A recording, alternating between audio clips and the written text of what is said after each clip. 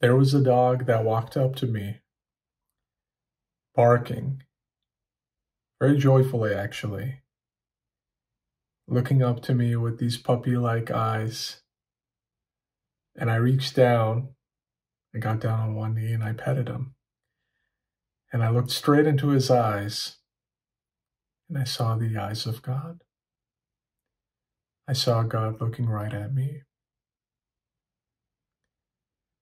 Now, of course, I'm paraphrasing a verse from Hafiz, one of the great Sufi poets, who has a very controversial line for, some of us, especially those of us who might have a more traditional or purist view of God, and question, how can you see God in the form of a dog?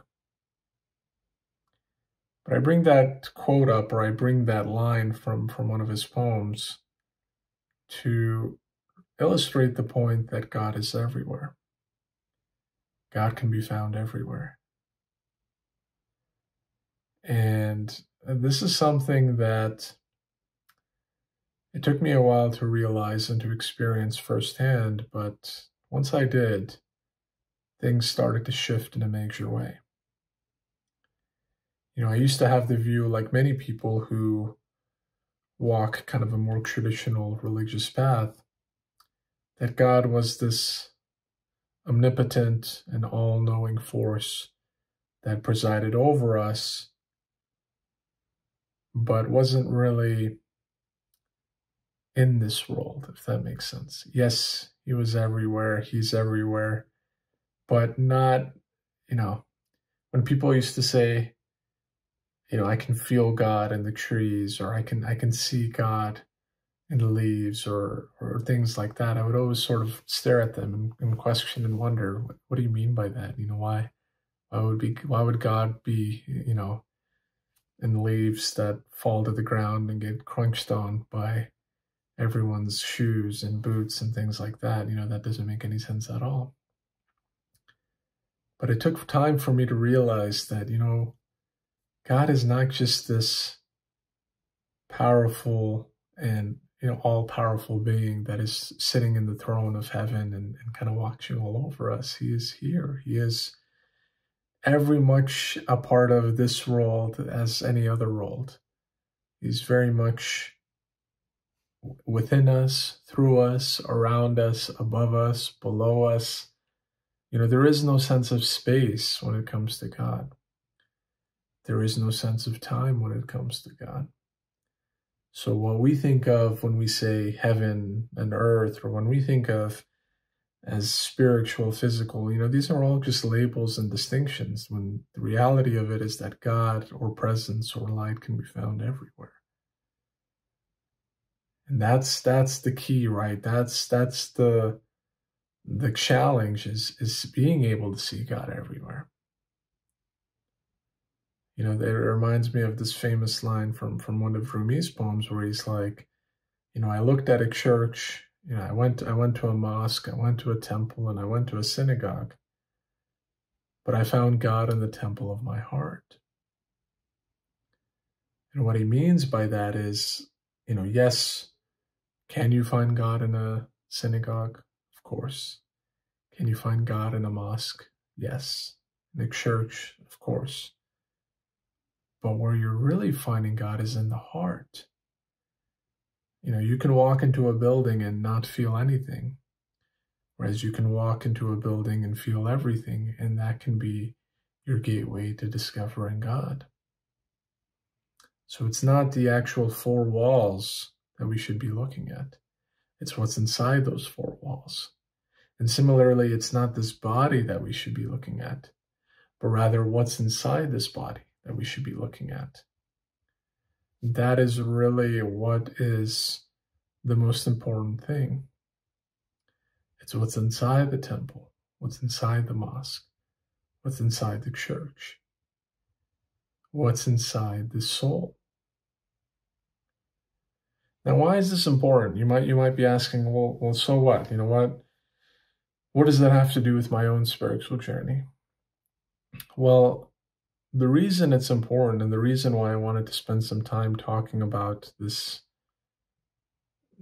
truth, or this idea, is that when you see God everywhere, you then treat every experience as a spiritual experience, right? It's no longer, to use an example in Islam, where I'm going to pray 5 times a day, and during these 5 times, I'm going to be connected to God.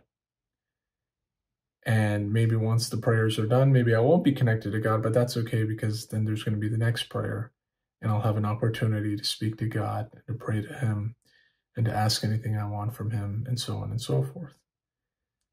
I bring this example up not to paint any sort of criticism towards, the 5 prayers, or why Muslims pray, etc. I myself pray myself in my own way, but I do pray, and a lot of it stems from my Muslim upbringing. But the reason I bring that example up is because, well, if God can be found everywhere, then technically any moment to pray with God can happen anywhere, right? And there doesn't have to be set times, there doesn't have to be set rules, there doesn't have to be a set place or a set state of being, in order for me to experience that connection with God. And sometimes you'll see it in some religions where there's restrictions that are made that prevent us, or that make it a little bit more challenging.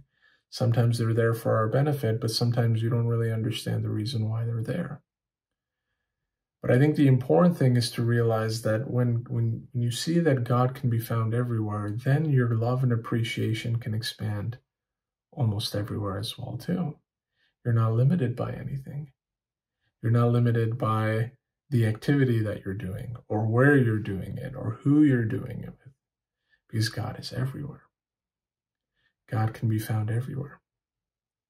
Even in a, quote unquote negative situation or a negative environment, you can still find God there, right? If you are at a party, for example, and you just happen to be in a circle of people and they're talking negatively, and maybe they're backbiting or saying bad things about other people that are not true, or that even if they are true, that they're not a productive use of conversation, you can still find God there.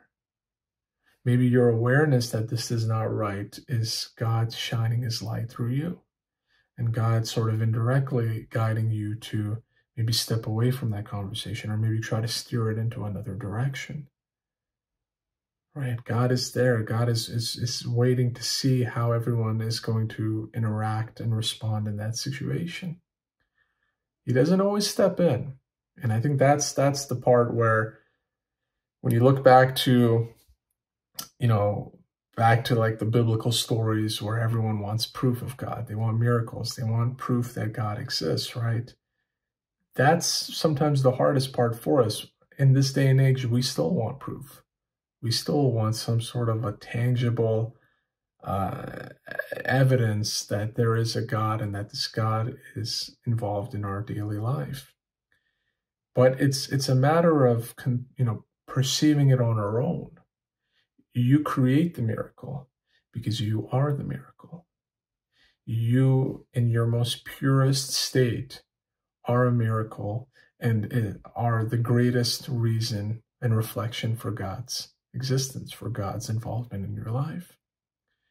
If you don't see that, well, that's on you. But for those of us who see ourselves and who see all of humanity as a reflection of the divine, know that that is the greatest miracle that one ever needs to believe in God. Sometimes my brother is a doctor, for example, and I always admire doctors and what they have to go through, and the training they have to go through, and just all the things that they have to see, some very unfortunate, but some also beautiful, right? Like childbirth, like the process of healing, like the process of growing. These are just absolutely miraculous things. And I always say, for those who do not believe in God, just look at that. How something is created out of virtually nothing. It grows into you and I. There is a force. I always go through these discussions with my dad, because he's very much interested in quantum physics and things like the Big Bang. And we always talk a lot about, well, who created the Big Bang, right? There has to be a force. And he's, through his own interests, is discovering a lot that science is now slowly starting to come to that understanding that there has to be something that initiated that Big Bang. Even if there was a Big Bang, there has to be some sort of energy field or a presence that some people call God, some people call energy, some people call force or magnetic field, whatever it may be, but there had to have been something that created that spark. So God is everywhere. It's not something that is black and white. It's something, it really can be in the form of a dog. A dog coming up to you and being gentle and being loving and being caring. Well, you're seeing the attributes of God right there. It's all a matter of how you perceive it. Two people can be looking at the exact same dog. One may find it annoying, or one may just dismiss it as an ordinary dog, but the other person who is connected can see that dog as a reflection of the divine, just as they may see others as a reflection of the divine. And that's where the true magic begins, because it's not enough to just see God everywhere, but then to be able to actually do something with that. Right? When you think of figures like Gandhi, when you think of figures like Mother Teresa that changed the perspective of the world through their kindness, through their charity, through their good works, it's because they saw, for the most part, the inherent good in people. Yes, we are all composed of light and dark, but kudos to those who, through their own purity, see the purity in others and want to enhance that purity, want to amplify that purity, right? Because if you were to tell me, Najim, if you could awaken all of humanity, what's something that you would do? And my answer is to just love them, and to see the purity and to show them their own purity, to show them how wonderful they truly are.